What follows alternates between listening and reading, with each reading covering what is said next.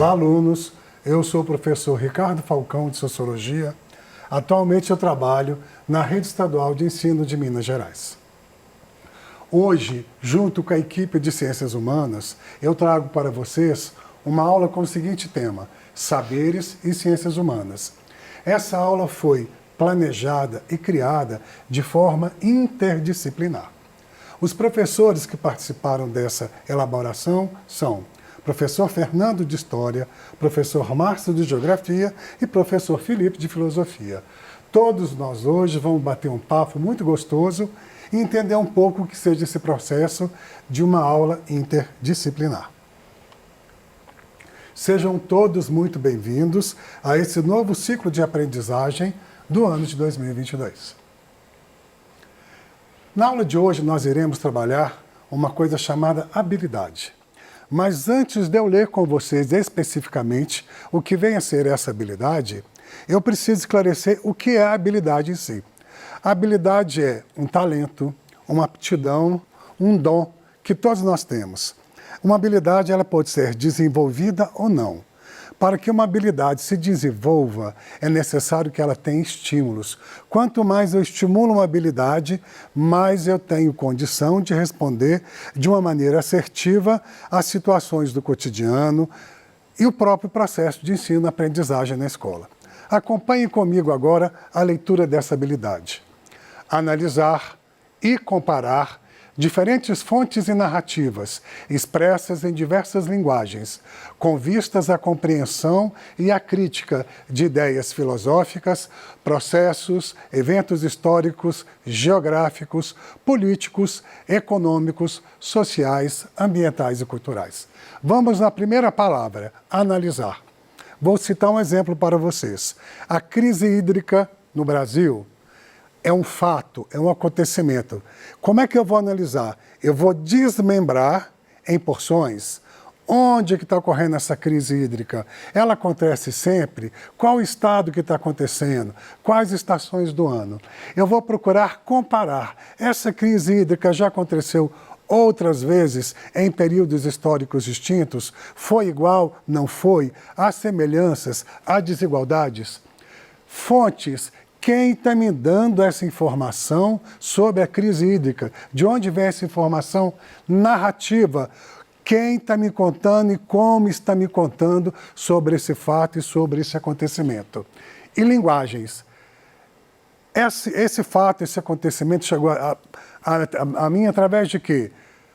WhatsApp, você viu uma reportagem, você viu uma charge, você viu numa página do Facebook, você lê um jornal, você lê um artigo científico.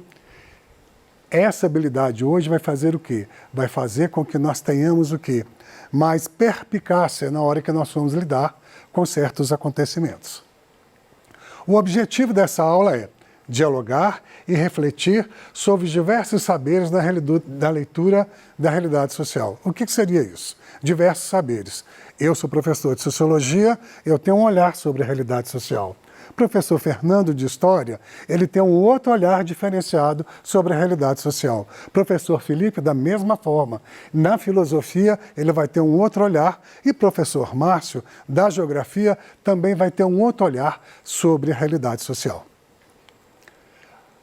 Gostaria que vocês agora, que eu já mostrei como vai ser a aula, procurassem um lugar agradável, sentassem, peguem caderno, lápis, põem um copo d'água e vamos iniciar os nossos trabalhos. Eu vou convidar aqui o professor Márcio para nos explicar sobre essas imagens. Perfeito, Ricardo. Pois então, caros alunos, nós temos aqui um jovem meio que assustado, né, nessa imagem. E logo em seguida, o slide mostra o tema de novo, ensino médio. Olha só, gente, é possível que nós tenhamos muitas novidades, né, com o novo ensino médio. Portanto, você percebe que as possibilidades do novo aprendizado para você estudante pode ser gigantescas. Quando nós estamos falando daí sobre as novas etapas, né, ou o novo currículo que existe dentro da escola, da sua escola mesmo. Quando o seu professor for passar para você sobre empreendedorismo, né, quando ele for falar sobre as possibilidades que você vai ter de adquirir uma nova, ou conhecer, né? Não é bem a palavra, não é adquirir, porque vocês estão aprendendo, mas vocês irão conhecer outras áreas, outras profissões. E isso gera realmente uma certa agonia, vamos dizer assim, né? Poxa, já está na hora, no momento de escolher uma profissão? Bom, mas não é por aí, né? Não é uma nova profissão, é justamente uma nova forma para você pensar, né, de como será o seu aprendizado. O mais importante, que eu acredito, é que você deva entender que você é o protagonista hoje, tá? Você tem essa importância, né, ou esta autonomia de fazer as suas escolhas, né? Como já havia dito antes, em algumas outras aulas, né, o protagonista, sendo você o protagonista, certamente vai ser um líder melhor, você vai adquirir novas ações, coisas, assumindo essa liderança, você vai assumir também outras responsabilidades. Então é de assustar? É sim, como a imagem mostra, né? Mas também é de fato um momento muito importante para que o estudante dê continuidade ao seu conhecimento, né? Futuramente dizendo, quando for fazer uma faculdade, ele já vai estar mais, com maior conhecimento sobre o que ele quer seguir. Perfeito? Pegando a fala do professor Márcio, é importante também a gente perceber o seguinte: aqui já é um exercício de leitura da realidade social. Eu estou lendo quem é esse sujeito, o aluno que está chegando para mim na escola. E a escola está num novo contexto, que é o novo ensino médio. Essas interrogações, porque é algo novo, tanto para mim, como para os meus colegas, como para vocês também. Esse aluno, não podemos deixar de esquecer que vocês estão vindo do 9º ano, com menos professores, uma escola menor. De repente você chega numa escola que tem mais disciplinas, mais conteúdos, o tempo que você vai passar na escola é maior. A gente assusta, o que vai acontecer comigo? Calma, tranquilidade. Esse novo ensino médio, ele vai propor isso, ele vai propor desafios. E o desafio faz o quê? Aquilo que eu falei no início da aula, ele vai estimular a sua habilidade na resposta do aprendizado. Agora eu vou chamar para vocês o professor Fernando de História com o seu olhar sobre essas imagens. Bom dia, estudante. O que acontece aqui é o seguinte: nós vamos falar do contexto da escola, né? O que é escola? A gente está vendo uma mudança, né? Nós estamos vendo uma mudança na escola, que é esse novo ensino médio. Então a gente tem que pensar, essa escola que até então existia e essa nova escola que está passando a ser construída, qual que é o processo histórico dessa escola, né? Qual que é o processo histórico do sistema educativo? Então até, né, o período, né, da industrialização, a gente tem uma realidade de processo educativo e, né, o modelo que nós temos hoje é um modelo criado para atender à necessidade de mecanização e industrialização das sociedades. Então lá, né, quando a gente pensa na questão do trabalho, né, a questão laboral, lá dos primórdios, né, dos primeiros agrupamentos humanos, passando, né, por vários processos civilizatórios em qualquer parte do planeta, os saberes técnicos, eles eram mais transmitidos né, por geração, em que, né, os filhos, eles vão copiando os saberes de trabalho dos pais, então os camponeses, né, os artesãos, tecelões, etc. E você tem para, né, a classe mais abastada, a classe mais rica, um processo de precepção. Né? Então, essas famílias, elas contratavam, né, uma pessoa que é o preceptor, né, que é o professor, e esse professor, ele ensinava, né, todos os assuntos, todos os conhecimentos existentes naquela civilização, naquela cultura.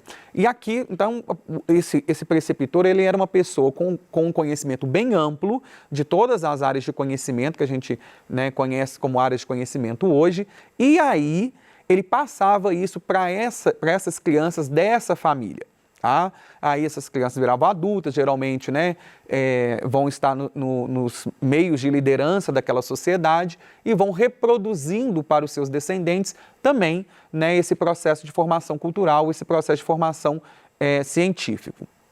E isso vai se passando pelos séculos, tá, até nós chegarmos à industrialização na Europa. Quando a gente chega na industrialização na Europa, a gente precisa de uma nova necessidade. A gente precisa de um processo, né, de ensino que vise a ensinar aquela população os processos de mecanização. E isso vai acabar entrando, então, a necessidade, né, de criar-se um ambiente onde esses saberes de mecanização para serviço da industrialização, eles sejam repassados para a sociedade. E esse caminho vai ser a escola. E a gente vai perceber que a montagem do sistema escolar, ele reproduz a montagem do sistema industrial. As filas, né, as pessoas em carteiras, a transmissão de conhecimento. Então, o professor ele transmite conhecimento.